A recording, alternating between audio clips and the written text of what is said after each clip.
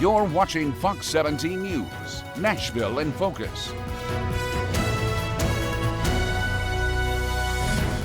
Happy Sunday morning, everybody. I'm Scott Couch. Glad to have you with us. It looks like boys against girls today, and I'm the referee in the middle. That's right. Really, the same team. We've got Democrats, we've got Republicans, and again, I'm going to try to part the Red Sea and keep the conversation moving. Let me introduce our guests. We always have fun. Jasper Hendricks, Democratic strategist, chair of the Metro Fair Board. Steve Gill, attorney, conservative television and radio analyst, who I heard this week, and there was a woman doing your voice in Arabic as you were speaking to one of the overseas stations. Emily Couples, who's a former communications director for the Tennessee Democratic Party and recently hung out her own shingle, I'm going to get this right, Delta Public Strategies. If you need help, there's an option for you. Deborah Maggart, a former Tennessee House GOP caucus chair who has a shingle of her own. Her business is called Sumner Strategies, and they'll help you navigate local and state things, but very politically savvy, and that's why they are on this show. And Jasper and I aren't strategic at all. Nope,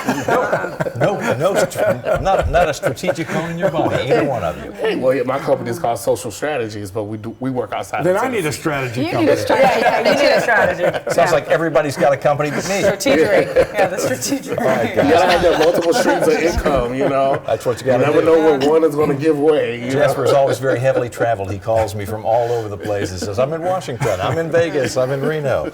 Guys, I got a couple things. I don't want to spend a lot of time on this, but Metro Council finally got over the hump, passing the framework for the Fusus bill, which would allow police to use private security cameras, and at the same time, taking the Historic Zoning Commission and pushing it under the umbrella for planning. And the state lawmakers had threatened to do this if they did not do something. I'll start over here. Your thoughts on that? Some people fear that historic zoning is going to be in bad hands. Yeah, absolutely. So I don't think historic zoning is going to be in bad hands. I think this just makes government run more efficiently, and we're all looking for ways to make government run more efficiently.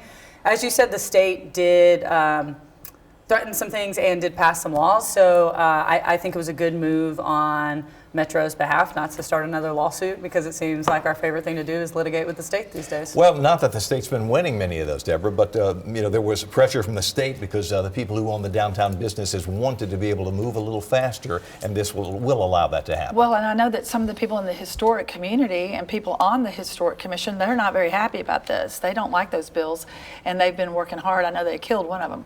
So I watched the public hearing this past Tuesday. I thought it was going to last forever.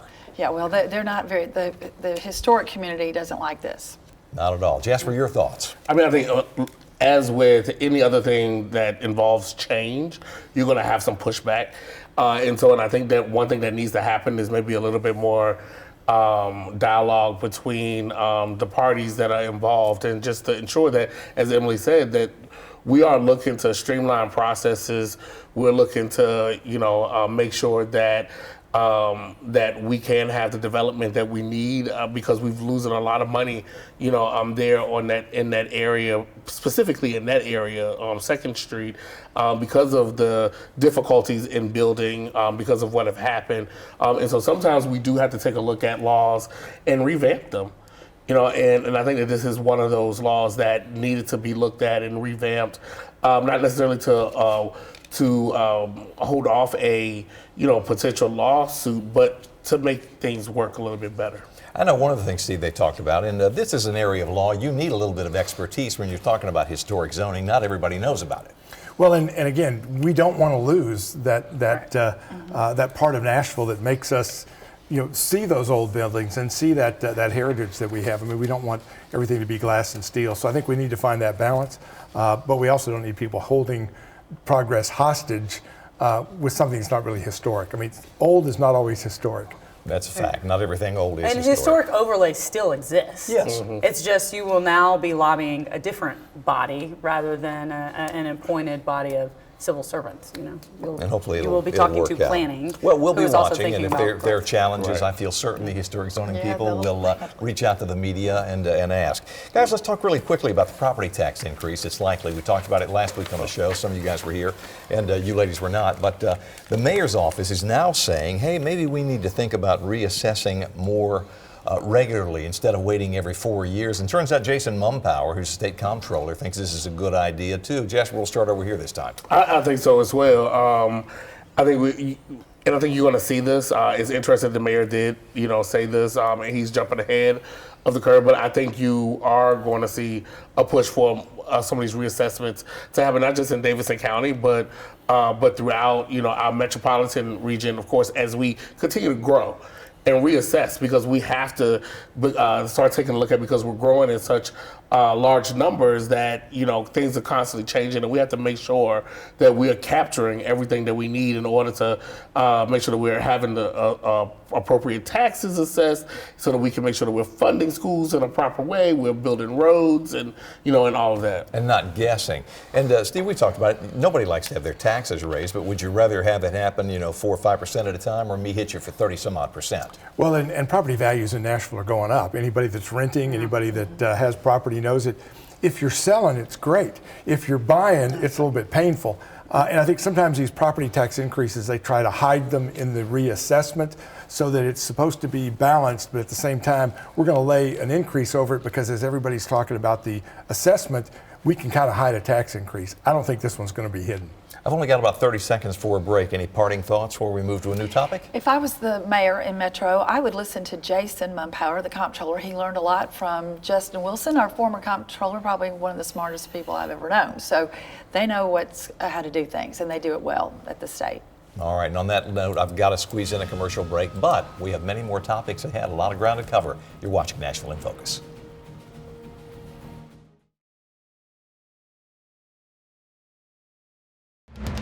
You're watching Fox 17 News, Nashville in Focus.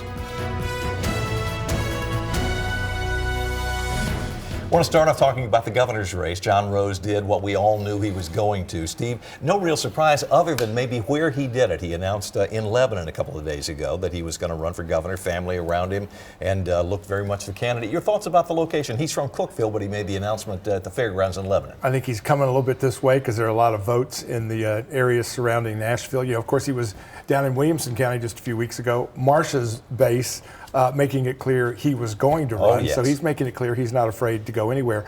I thought what was interesting about his announcement is he's already laying out some policy issues intended to put some pressure on Marcia. He says that his commissioner of education, unlike the last two we've had, will be a Tennessean who's actually been in the classroom. Our last couple of education commissioners were from out of state.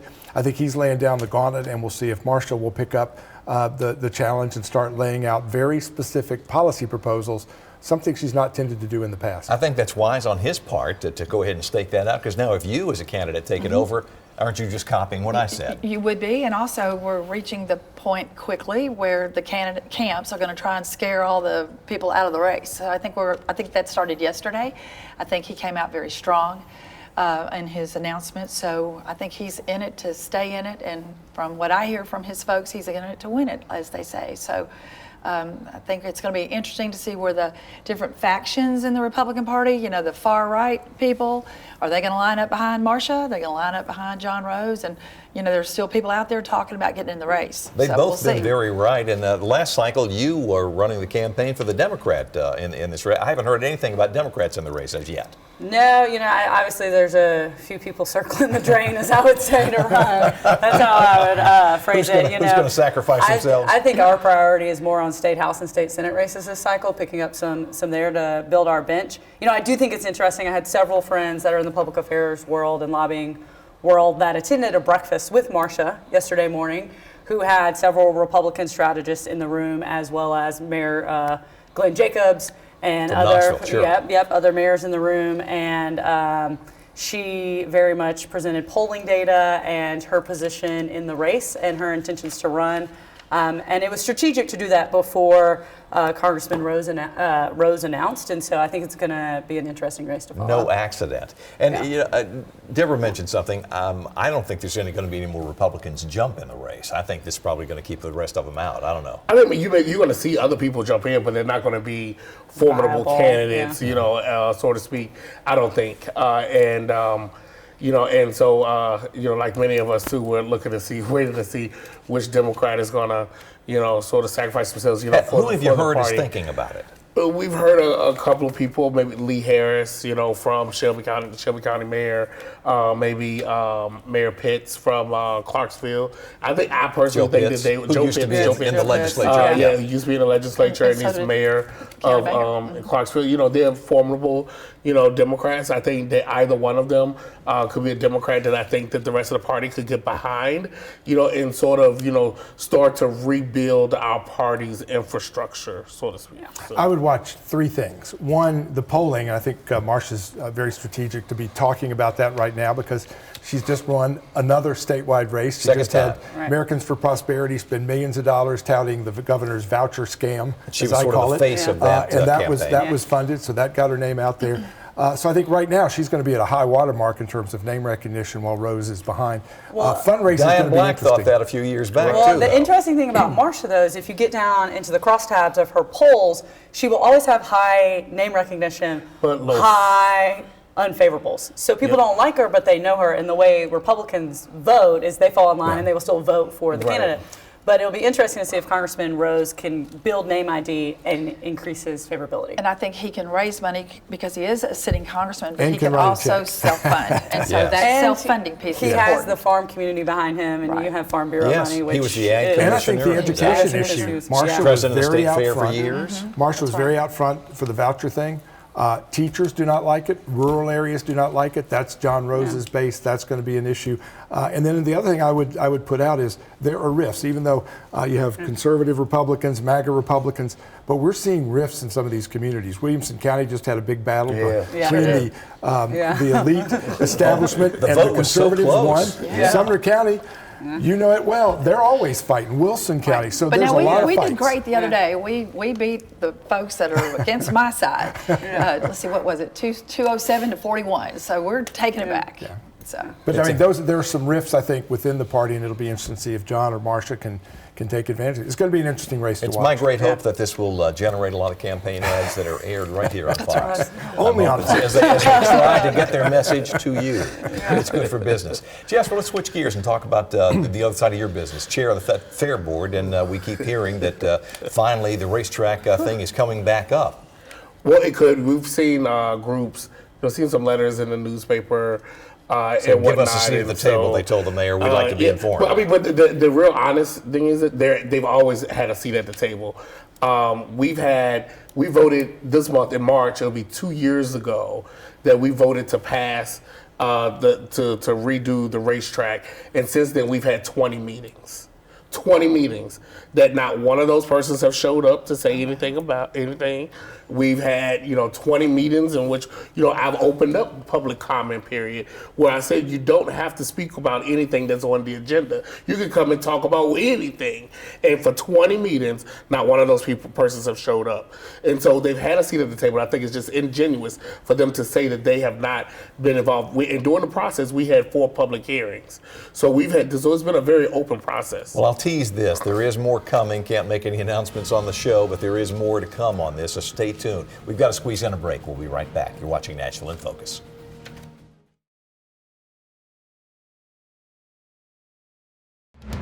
You're watching Fox 17 News, Nashville in Focus. I want to mention a couple of bills that at the moment are still alive before the legislature and just get some quick hits on this. Pot for potholes. This is one that State Senator Heidi Campbell is saying let's legalize marijuana on a recreational basis, tax it and use that to build roads. My sense is this is going to die quickly. Your thoughts? I do think it brings up an interesting conversation and does push a conversation that we need additional revenues and streams of tax dollars. We know that decriminalizing marijuana is wildly popular on both sides of the aisle. It's not a partisan issue. Both sides overwhelmingly support it. Yeah, in the legislature, but overwhelmingly voters do support it. And so I do think they are pushing the conversation in the right direction. I don't think it'll pass. Your thoughts? You've been up there when they were talking about this same thing years ago. Exactly. Clever name, cute name for the bill, but it's not going to make it. Yeah, will Steve, pass. thoughts? I think it's dead, but if it passes, I'm going to suggest Twinkies for toll roads. There you go. Hey, that could happen too. There we go. Jasper, parting shot I think before we this move on. particular bill will die, but as far as Emily is suggesting about additional revenue, Chairman Hawk has a bill that will tax vape. Because right now there is no tax on vapes. You could generate some money from that. We could generate money from that. That might pass. If that passes, That right. might pass. That's on a good track to pass. Let's talk about the joint Senate-House resolution that would give judges in our state more latitude to say no to bond. Right now, they can only do it in death penalty cases, first-degree murder. Deborah, you had this, some years ago before we got to this point. We're really close to putting it before the people. Do you think it's going to go? Senate passed it this past week. Yes, I think it's going to go. The side that wants that, they had to fight hard for every vote. It was down to the wire on the Senate side. I think that when people go to the ballot and they see this constitutional amendment, they're not going to really understand it. It's written beautifully. It sounds wonderful, but I think it's going to face a challenge in the courts, and I think it's probably going to be ruled unconstitutional. I remember that argument when you were in the legislature. Your thoughts on that one? Similar thoughts? Yeah, I mean, I have similar thoughts. I do think it will pass. I think, it's unconstitutional, so it will have a judicial fight. I think, obviously from my side of the aisle, I would like to see us passing laws to prevent crimes before people even need to get before a judge to decide if they need a bond or not. I know Jasper likes that. We've talked about it on the show before. Right. I do. I think that we need to focus on deterring crime, but I also believe that sometimes judges need to have that discretion to maybe keep bad people behind bars, and so we're kind of caught in a sort of sticky place here, but it will be ruled unconstitutional. It is unconstitutional, not ruled, but it is unconstitutional. But you like the idea. But we've seen in certain cases. Yeah, in certain cases, we need it. Like there are several people that are on the streets, that have been on the streets, that the police have continued to put behind bars, and they continue to wreak havoc until they kill somebody. Until they kill someone, and at that point, it's too late. And we've had that. Steve, you're an attorney. Your thoughts? I think the constitutional issue is definitely suspect, if not clearly unconstitutional. But I think there is a frustration with the catch and release that we've seen, and people are trying to find what's a way that we can stop that because it does put dangerous people out there. I do kind of like the idea of putting more onto the judge's plate, because if they let somebody go that shows all the red flags of being dangerous, they're going to pay at the ballot box the next time. So they're going to be looking more closely than perhaps they are now. And Steve makes a point. You guys may not realize this, but in our state, judges, even on the state appellate court, you have no idea who they are. I don't know most of them either. They run for election, and a big case like this comes up, all of a sudden we know your name. We have one Supreme Court justice that got beat years ago because of a death penalty case, letting somebody avoid the death penalty. All these judges know that case. I've got to squeeze in a break. We've got another segment coming up. You're watching Nashville in Focus. You're watching Fox 17 News, Nashville in Focus. We don't often talk about national politics on the show because there are shows that do that, really well. But East Tennessee Congressman Tim Burchett is sponsoring a bill in Congress that would allow you as a homeowner, not only in Tennessee but anywhere, to shoot down a drone that's flying over your property if you think it's below the 200-foot level with a shotgun that has been legally purchased. That's in there. Steve, you get the first bite at the apple on this. What could possibly go wrong? So over a decade ago, Colorado was looking at restricting using drones to hunt, which nobody was doing. So we actually formed an organization called National Association of Drone Sportsmen because it takes nads to shoot down a drone. And I actually testified in Colorado. It was tongue-in-cheek, but it got a lot of coverage. You can actually go to Facebook, find National Association of Drone Sportsmen, or on X. We have a great logo. This isn't going to go anywhere, but it does raise the issue of how much are drones able to intrude, spy on people. And again, are they trespassing on my property if they're 500 yards up? Not so much, but if they're 20 yards up, flying over my swimming pool to look at my teenage daughter, yeah, I'll be able to shoot that thing down. Yes, and you might, if it was that low, you might actually hit it. Your thoughts? It's kind of funny, but I mean, it's a real deal. I mean, I do agree with Steve. We definitely do need to think about how we're regulating airspace, and especially the use of advanced technologies like drones.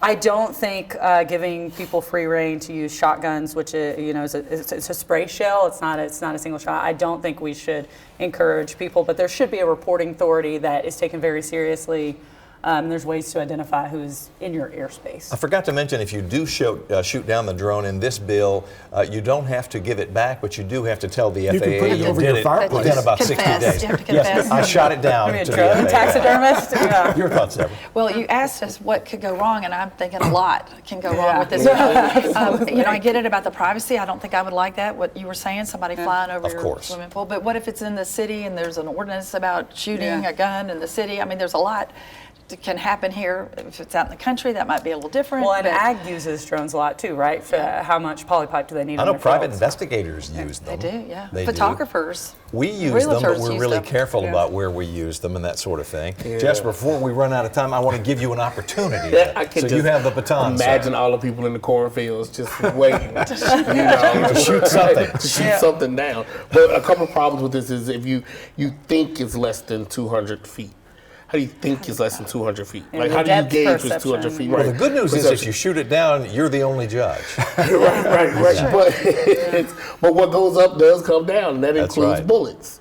And so, speaking of what could go wrong, an innocent person could get hit by a bullet, a stray bullet. Yeah. So I really just think that, we need to be focused on the budget in Congress versus some of these, other pieces of legislation. Well, they passed at least a continuing resolution to keep things going for a little bit, and Chuck Schumer's really taking it on the chin from the Democrats on that. He sure is, and he should, as right as he should, because he did some things that it was not negotiated. If you need 7 Democrats, and you complained about that Democrats were not involved in the initial negotiation, but they were not.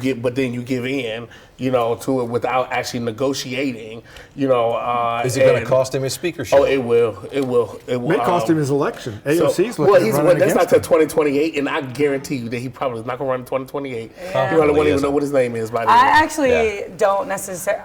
I don't agree with the way that he did it. I hate to leave it there, but we are out of time. I wish we had think you made the another right half call. hour. We'll see you next week on In Focus. Podcast. Yeah.